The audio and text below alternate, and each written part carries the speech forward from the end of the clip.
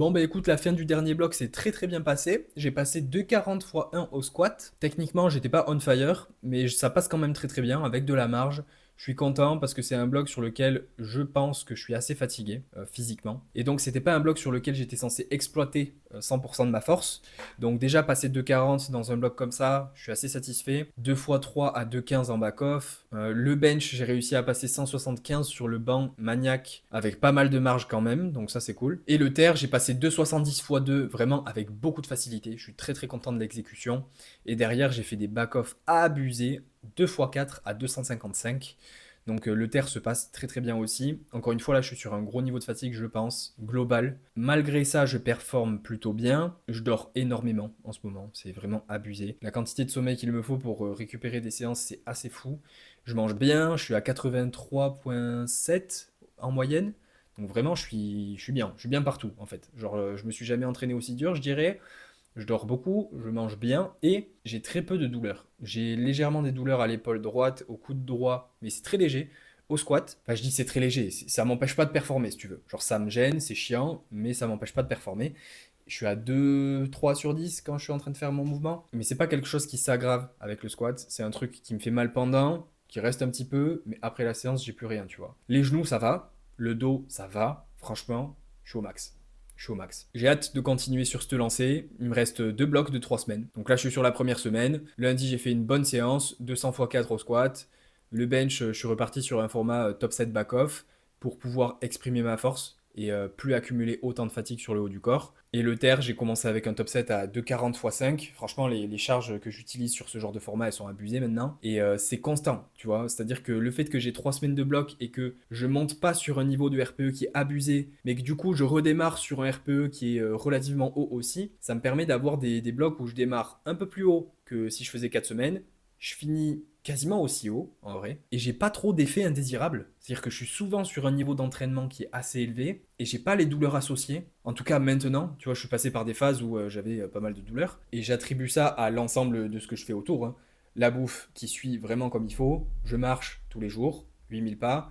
Je dors énormément. Et quand je dis énormément, c'est entre 8 heures et 9 heures tous les jours. C'est vraiment aberrant la quantité de sommeil que j'ai. J'ai la chance de pouvoir faire ça, et je dis la chance entre gros guillemets parce que bah, c'est moi qui décide de mon rythme de vie quand même, mais il y en a qui ne peuvent pas parce qu'ils n'ont pas un rythme de vie qui leur permet de faire ça. Après, je ne vais pas rentrer dans le débat, il y a beaucoup de ce genre de choses qui sont une question de choix, mais j'ai quand même de la chance, faut pas se leurrer non plus.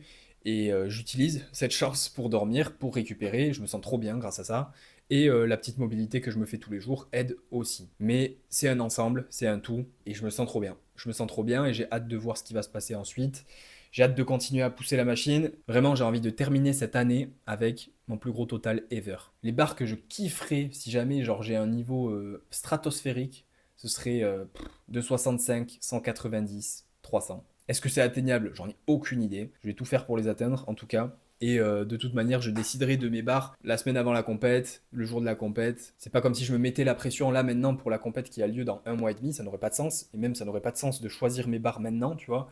Mais en tout cas, j'ai cet objectif en tête de faire des barres de folie que j'ai jamais fait, qui sont plutôt éloignées de mes max, surtout à mon niveau. Rajouter 7 kilos sur un squat, 5 kilos sur un bench, 17 kilos sur un terre, c'est beaucoup. Mais le terre, je sais que j'ai déjà la force pour 2,90. C'est surtout le grip, le problème dans mon cas.